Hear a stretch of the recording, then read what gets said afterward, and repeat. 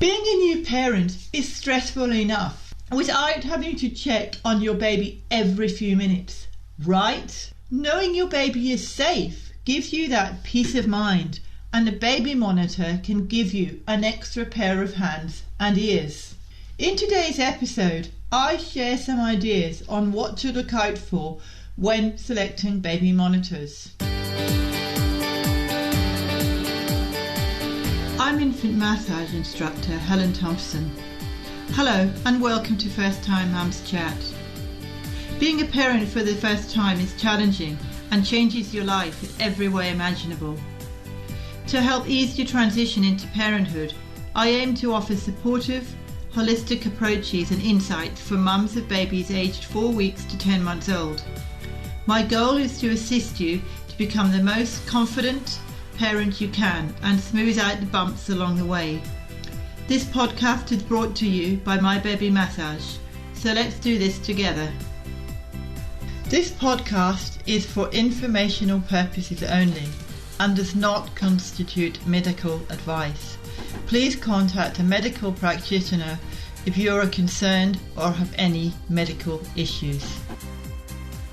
When I started working as a nanny in the 1980s, I often find myself wishing I had a baby monitor that had a video. Of course, today there are so many to choose from. A mum asked me recently what baby monitor would I recommend for her 2-month-old baby. I was totally confused when I first started looking for baby monitors, as there are so many different ones to choose from. I was unsure whether I wanted a video monitor or a baby breathing monitor, or just an audio basic monitor. Here are some tips that I find useful on how to compare baby monitors and which one best suits you and your family. There are many different types to choose from, which can be very overwhelming, and when you have a salesperson hovering over you when you are trying to work it out, it can be even more daunting. I found out that there are at least 6 different options you can have: audio baby monitors, video and audio monitors, Wi-Fi video monitors and non-Wi-Fi baby monitors, and even movement monitors and monitors that work out their breathing and their movements, and then smart baby monitors that to cover breathing, etc. I was totally overwhelmed.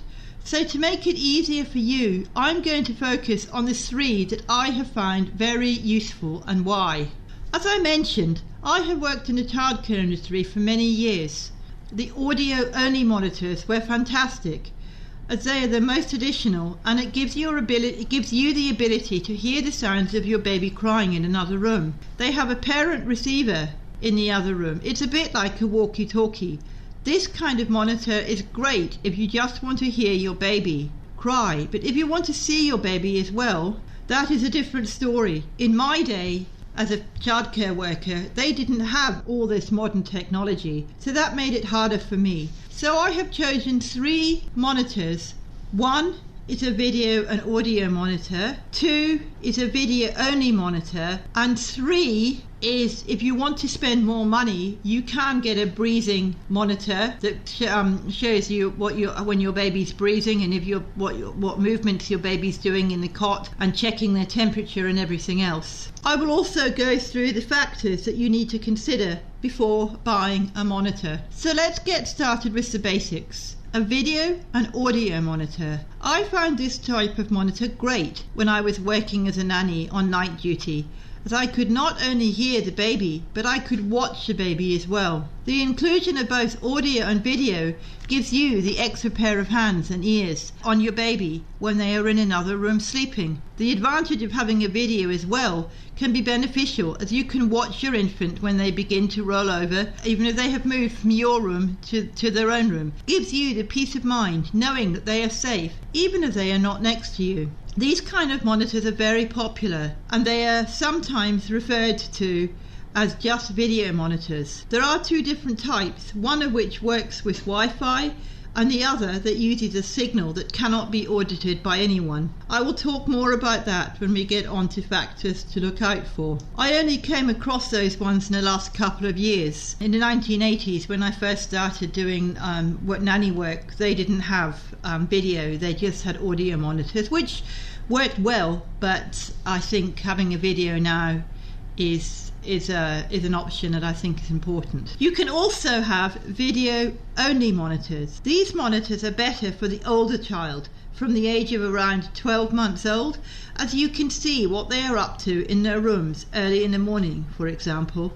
If you want to sleep in and want to make sure your child is still asleep or playing, or even if they're getting up to mischief and you need to attend to them, it really depends on what you are looking for in a monitor for you and your family. The breathing monitors and the monitors that have give you your baby's temperature are great, but they are very, very pricey, and it really depends on what you want. I think they're very good if you want to have that peace of mind to make sure your baby is breathing all the time. And some of the research I did, one of the reviews did say that it saved a baby's life, which is great, of course. But as I said, it does depend on A, the price, and B, how much you want to spend and how much you want that peace of mind for your baby. There are, of course, factors that you need to consider before buying a monitor. One is the screen size.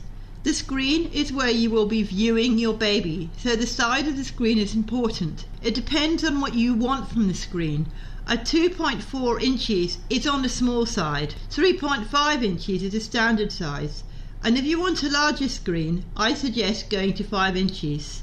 This may be more costly, but if you want that, it will be worth it in the long run.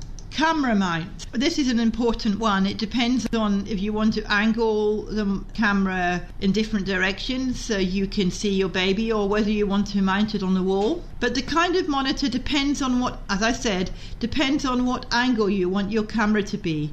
There are several different mounts that I have found. The flat surface mount is convenient. It does not have to be drilled into the wall. You can place it anywhere on a window, on a windowsill, or on a piece of furniture. Well, the wall-mounted one speaks for itself. You do need to drill holes in the wall, which may not be convenient if you are renting or move the room around at a later stage. The clamp mount. This is a mount that you can clip onto the cot or a piece of furniture and angle it where you want it. It's also important to consider the battery. Now, as we all know, you can get AAAs or AA batteries, but monitors usually come with different options of batteries. You could either do the AA or the AAA as I've suggested, or you can get rechargeable batteries, or you can plug it straight into the mains. From my experience, rechargeable batteries are better, as you do not have to worry about the batteries running flat, and you can take it with you while you are going about your daily business, and you can still see your baby. At the end of the day, though, it depends on what the needs are of your family. The price was a huge factor for the mother who asked me about monitors recently. She didn't want to spend $500 on a breathing monitor and one that took the baby's temperature and watched the movement and how they were moving in bed and if they were moving safely and all that. She just wanted a basic monitor that she could hear her baby and she could watch her baby, but she didn't want all the other mod cons on top of that. So this is a big one. What do you want from a monitor? Do you want one that is fancy with all the mod cons, or are you just wanting one that is simple to use and has the basic, i.e. a video and audio, or do you just want audio? The price reflects this. A basic audio monitor can be as little as 50 Australian dollars, or it can be up to $350 for models that transmit audio and video, or if you want all the breathing and the temperature and the movement control, well, you may well be looking at about $500. These may include a smartphone connection as well, and a breathing monitor, as I said, and lots of other extras. A model that one of the mums I was speaking with selected was a VTech BM2900 full color video and audio monitor, and I have included a link to this in the show notes. I also found 2 excellent YouTube videos, and I've included these as well. The first video is a review of the VTech Safe and Sound video monitor, whilst the second reviews 5 popular baby monitors. The show notes can be accessed at mybabymassage.net/podcast/020. That's mybabymassage.net/podcast/020. I hope you find these tips helpful when it comes to selecting a baby monitor that suits both your needs and budget. I've also started a new Facebook group called First Time Mums Lounge, so please join us and you'll gain access to tips to help you and your baby through the beginning stages of your journey. You can access this group by going to mybabymassage.net/Facebook. And once again, thank you so much for listening.